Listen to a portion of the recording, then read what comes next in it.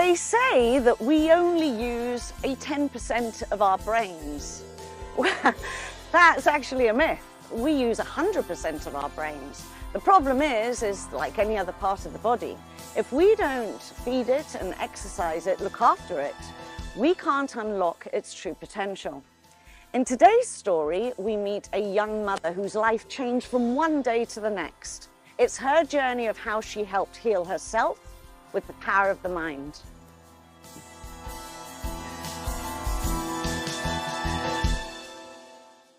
Monique, I have to say this, but you are one of the very, very, very few people I know that smiles constantly.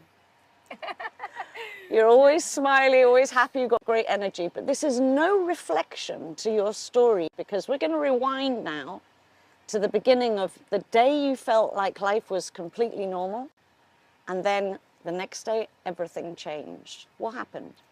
I was a very happy and passionate teacher. I lived for what I did. I loved my job. Obviously, I have a family of 4. I lived for them. Through my career, I developed a very, I teach music, so privileged to teach the 450 children, more or less, that school has. And through my experience, I was inspired to dig deeper into the emotional and mental support that I could be offering these children.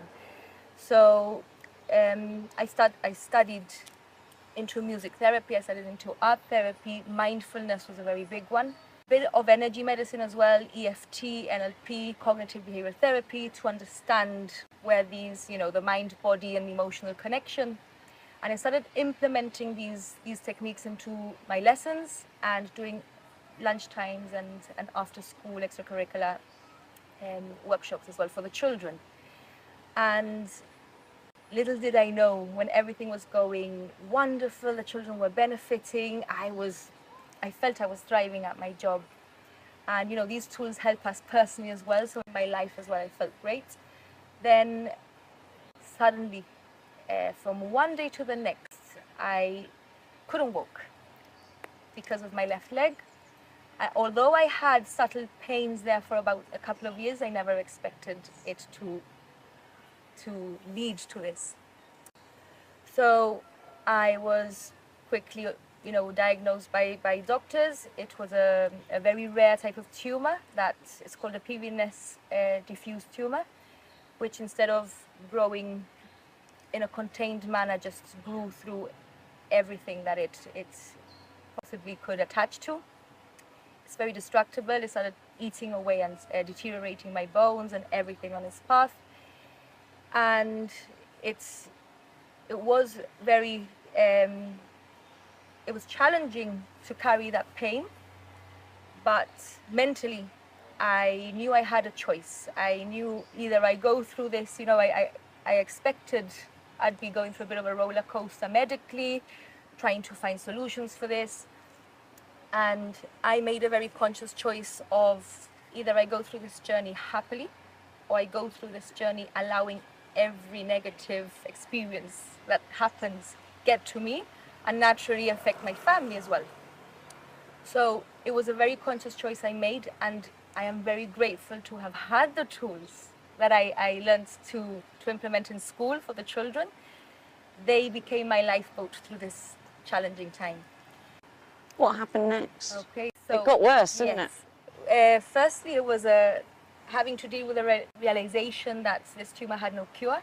Chemotherapy wouldn't work, radiotherapy wouldn't work, and there was nothing known to cure it other than extraction, operation, surgery. They attempted, and it was impossible due to because it had woven into intricate areas. That's it. And a part of me listened to what the professionals had to say, but a bigger part of me thought, I believe the body, I believe we as humans have the ability to heal things. The same way things come upon us, we're able to reverse that. I've always believed that, and I feel I was given the opportunity to explore this belief.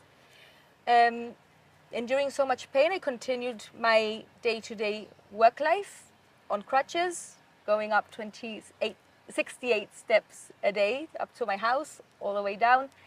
And that set a very strong foundation for me that I could, I was managing, I was happy. But then life took me through a more challenging experience where that my health got the better of me, and due to the tumor and the way it was growing very aggressively, I ended up with nerve damage throughout the whole body.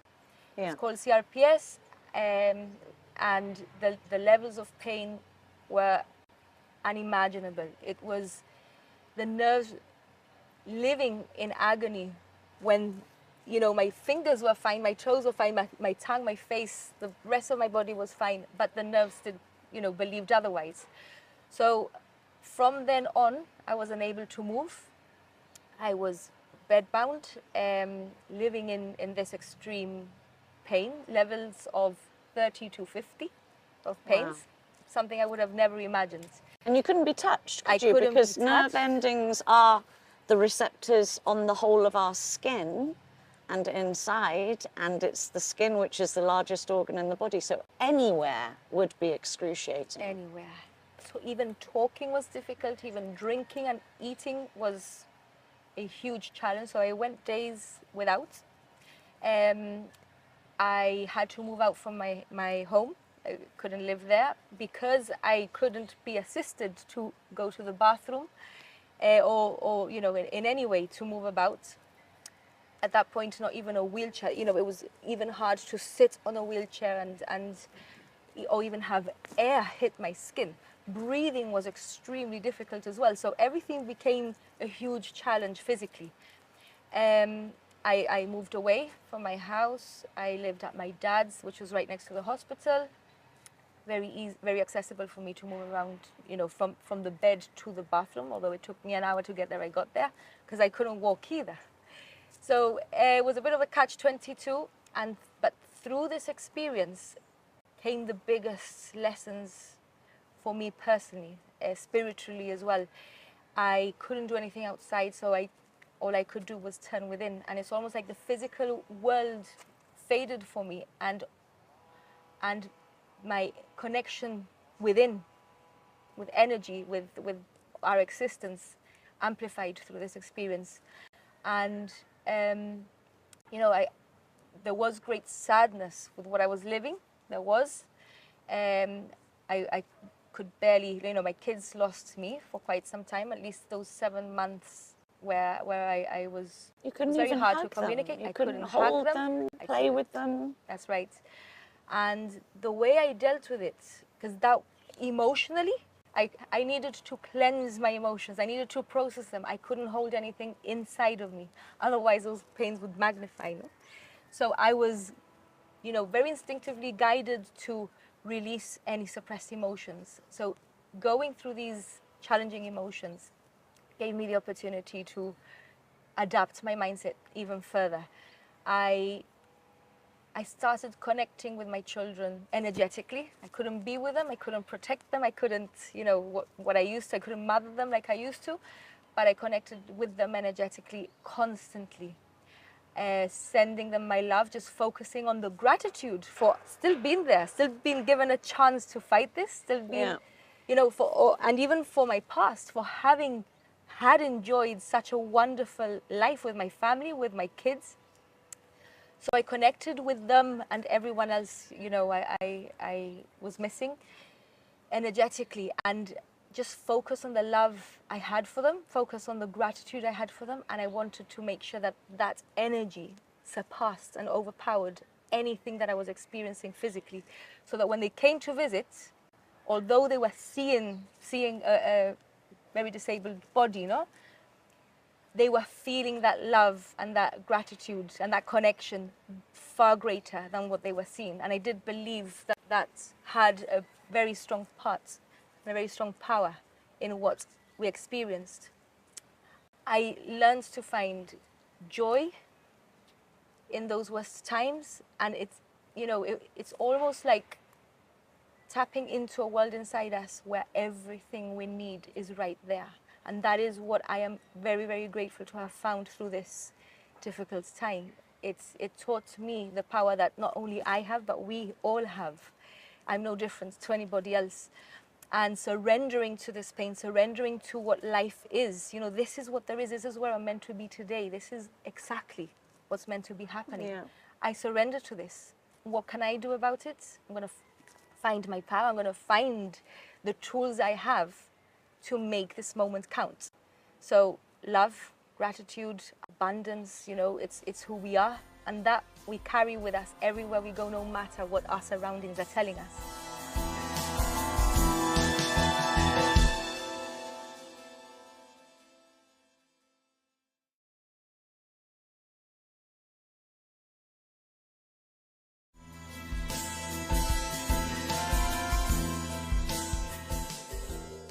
I think there's a lot out there that people do know about, you know, mindfulness and well-being and different therapies, and I think there is a lot out there. Yeah. I think the issue is how do you physically do it?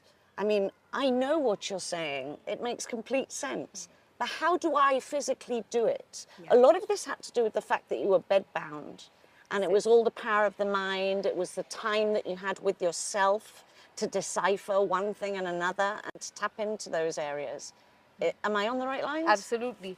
The situation I was facing opened up the space and the opportunity for that. It amplified my connection to my mind. It amplified my connection with my emotions and amplified my connection with the energetic worlds that we live in and the one that we hold within us. Everything's connected. And that really helped in making these tools blossom. Right. When I've tried, you know, I help others in their journey as well, and it's harder for those that are not in rock bottom situations. It's harder, and I completely understand why. It's understandable. So instead, the approach is different.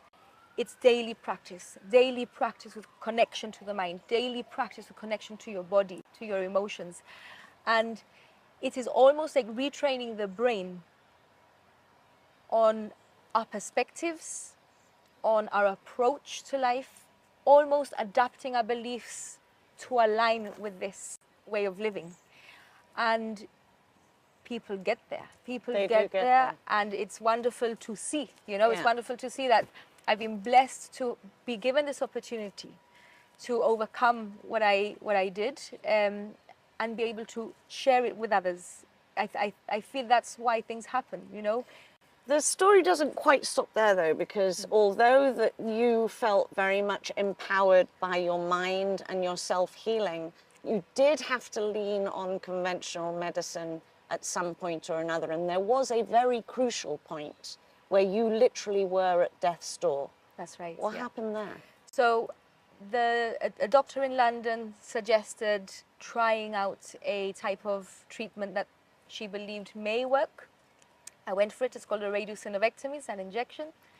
I took anything, although by then, that was 5 months into my full inability physically. And I took the chance. Obviously, anything helps.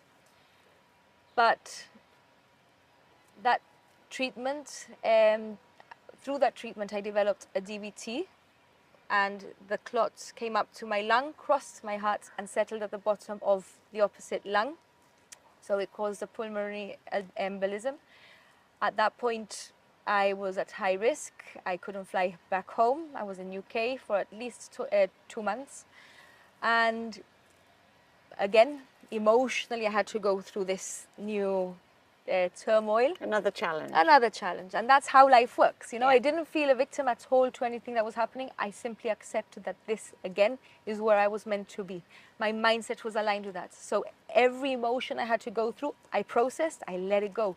Because I was on a mission to heal. I couldn't allow any stagnant emotions in my body. I couldn't, you know, handle it physically. Although by then I had made progress and this happened, I was also on a very powerful anti-inflammatory diet, which really helped. At that point, I had to stop it as well. And through that diagnosis, they gave me treatment for that. I've always been a very holistic person. simply because my parents gladly encouraged that. They grew me up in that way. But also, naturally, I am very reactive to medication. So I reacted to the anticoagulants and I started hemorrhaging internally without knowing. I started feeling weaker and weaker. People around me started noticing that weakness. And my husband took me to the hospital. Friends of mine came to visit and they said, take her to hospital. You know, they hadn't seen me for a while. They'd noticed a big difference or something. And we did go. And at that point, I was told I was bleeding very heavily, internally and externally. And my bloods came down so drastically, they didn't think I would, you know, I was in a critical state. So at that point, they tried the iron. I reacted really badly against that. And from that, the last resort was a blood transfusion. And it was a last resort because I was so weak at that point and so reactive to everything that they felt I wouldn't make it through the blood transfusion the first 10 minutes. So at 6 in the morning, the doctor came to me and said, you are at a critical stage. Your bloods have come down to a 6.8.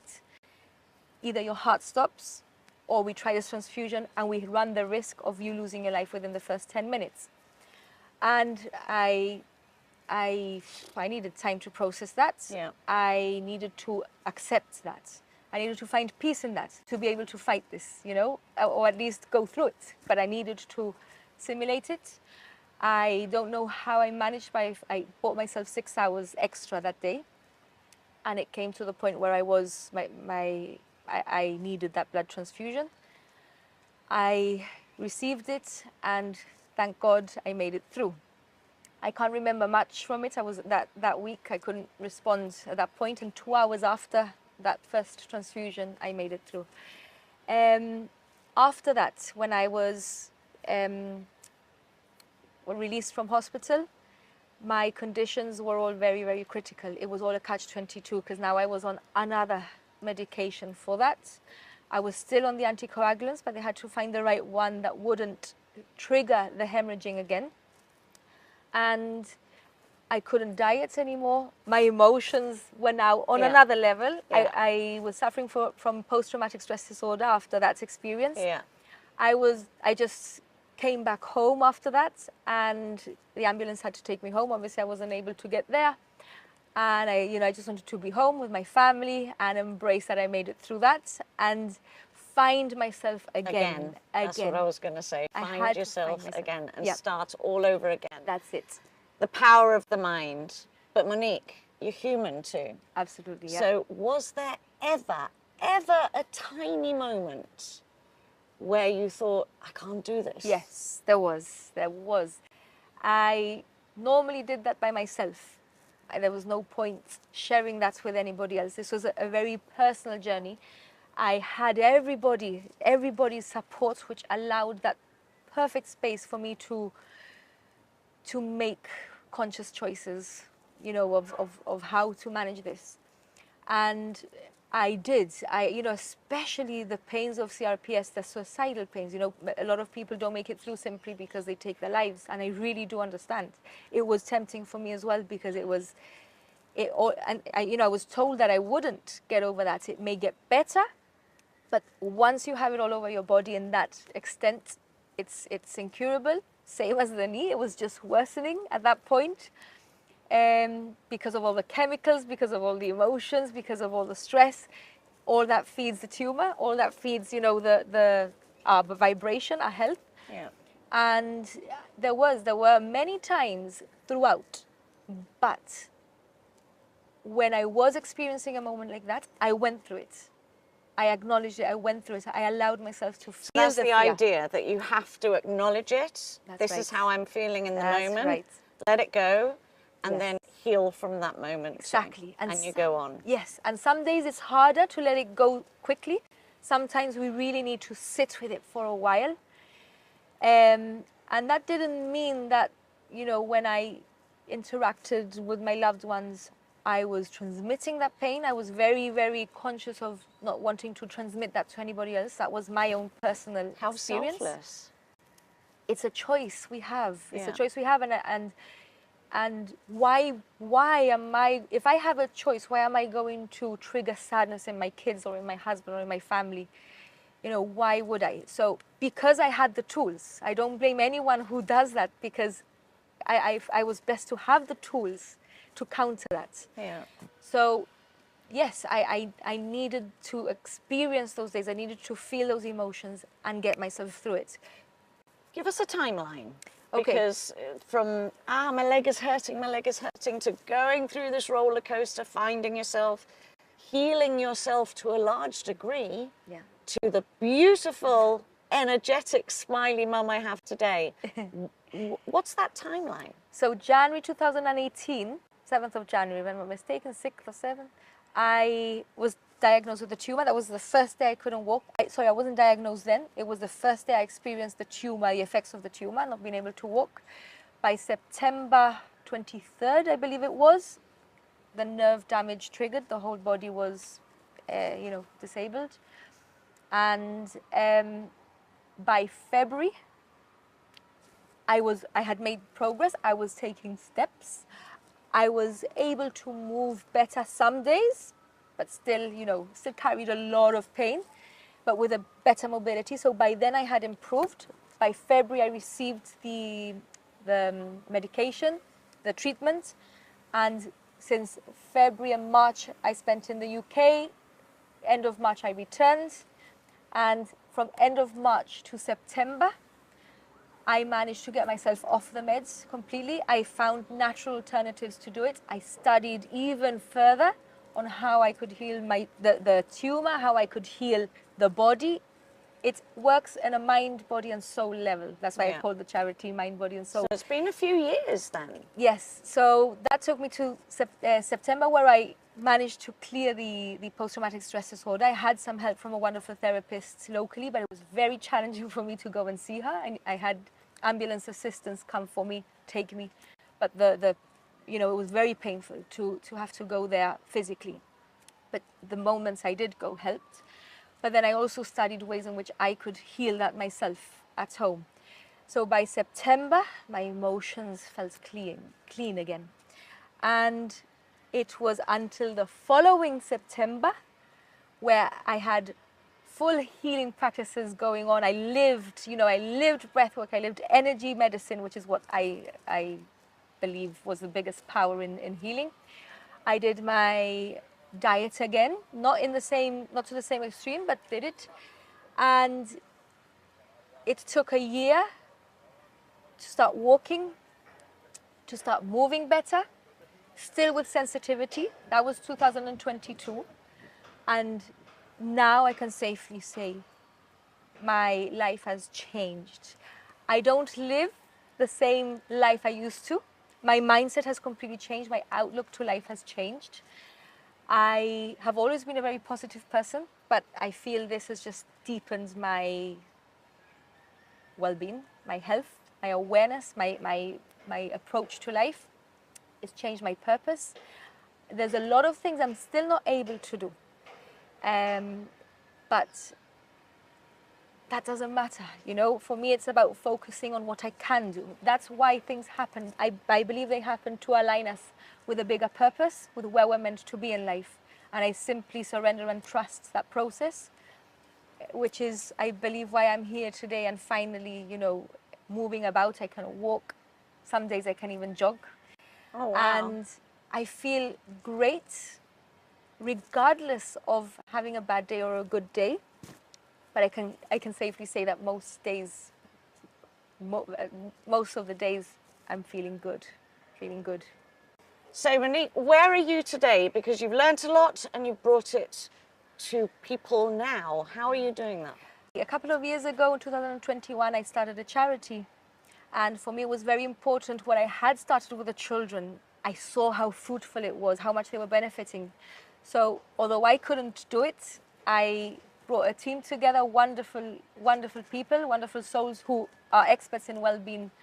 And they are around schools, after-school programs, providing this wisdom, this well-being tools, mindset tools, emotional regulation for children.